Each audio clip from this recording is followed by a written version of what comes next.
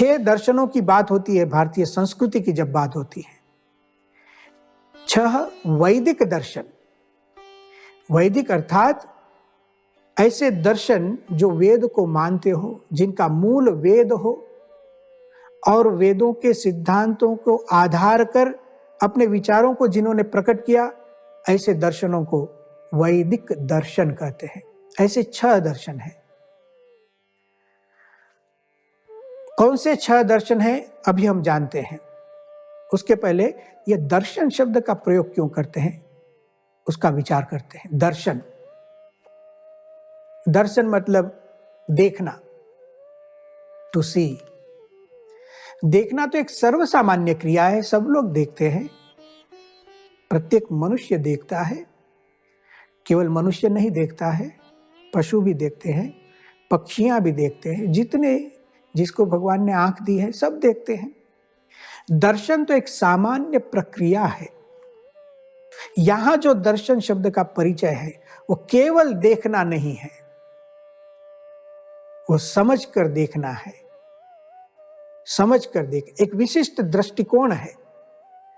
दर्शन अर्थात सिद्धांत को समझते हैं, देखकर कुछ निष्कर्ष निकालते हैं, उसको दर्शन कहा गया। दर्शन का यहां मतलब है तत्वज्ञान, फिलॉसॉफी, एक विशिष्ट दृष्टिकोण। विश्व को तो सब देखते हैं,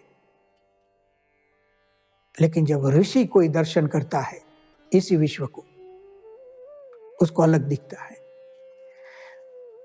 ऐसे लौकिक मार्ग में भी हमें अनुभव होता है। जिस व्यक्ति के पास जितनी क्षमता उतनी विशेषता वह दुनिया में से देख लेता है।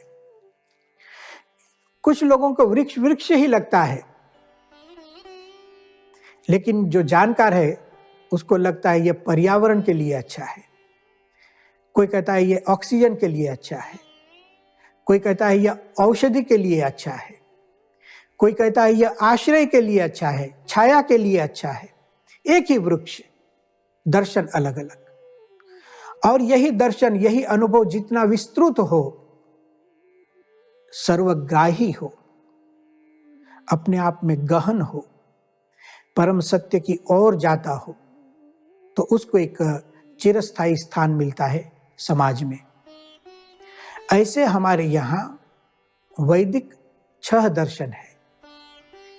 उसमें सबसे पहला दर्शन सांख्य दर्शन, जहां से हमने ये बात उठाई थी। भगवान श्री कृष्ण ने कहा, एषा ते विहिता सांख्ये बुद्धि योगे त्विमां शृणु।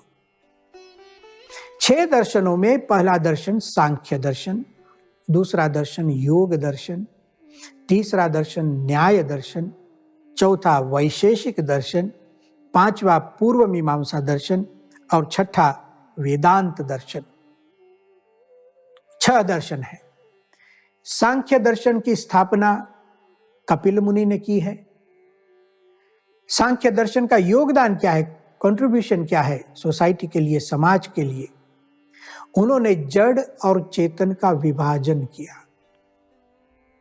विभाजन किया मतलब विभाजन तो था ही वेदों में, उसको एक सैद्धांतिक तौर पर लेकर विशेष विचार किया। प्रकृति और पुरुष ऐसे 2 शब्द प्रयोग किए। जड़ के लिए प्रकृति शब्द का प्रयोग किया, चेतन के लिए पुरुष शब्द का प्रयोग किया और कहा जड़ चेतन विवेक। कहा जड़ और चेतन दोनों परस्पर सदा के लिए भिन्न है। अंध पंगु न्याय का उपयोग किया। जैसे कोई एक व्यक्ति अंधा है, देख नहीं सकता है, और पंगु है जो देख सकता है लेकिन पैर नहीं है चलने के लिए। जो अंधा है उसके पास पैर है, जो पंगु है उसके पास नेत्र है। अंध पंगु न्याय दोनों मिलकर अपना काम कर सकते हैं। यदि अंध के स्कंध पर पंगु बैठ जाता है, दोनों मिल जाते हैं, एक की आंखें एक का पैर, तो दोनों काम कर सकते हैं। उसी ढंग से अकेला जड़ काम नहीं कर सकता है, अकेला चेतन काम नहीं कर सकता है। और प्रकृति पुरुष दोनों जब मिलते हैं, जड़ और चेतन दोनों मिलते हैं और संसार बनता है, सभी क्रियाएं हो सकती हैं।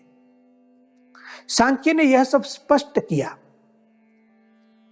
उन्होंने यह भी कहा, प्रकृति करती पुरुषस्तु पलाश दंडवन निर्लेपः।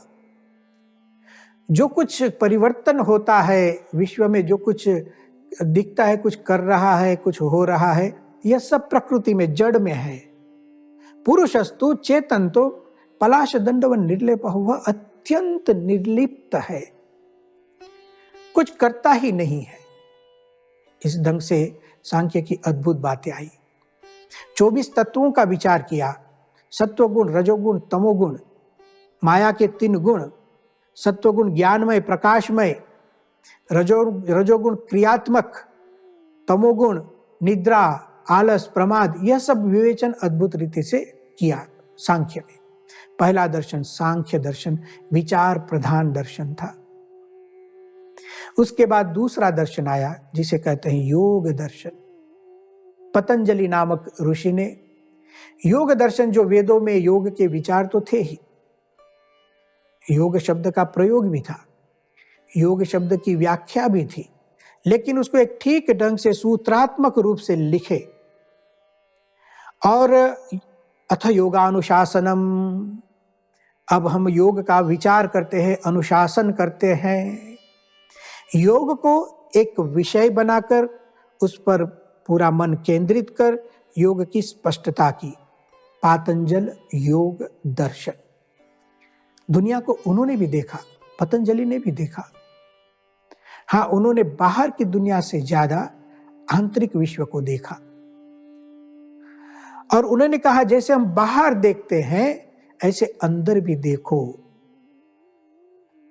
योगश्चित्त वृत्ति निरोधः, योग की व्याख्या उन्होंने द्वितीय सूत्र में ही की।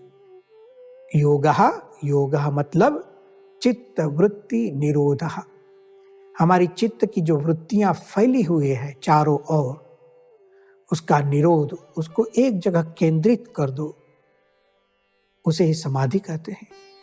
संपूर्णतः वृत्तियों का लय हो जाता है। लय अर्थात एक केंद्र हो जाती है, एक विषय में लग जाती है, तब समाधि हो जाती है।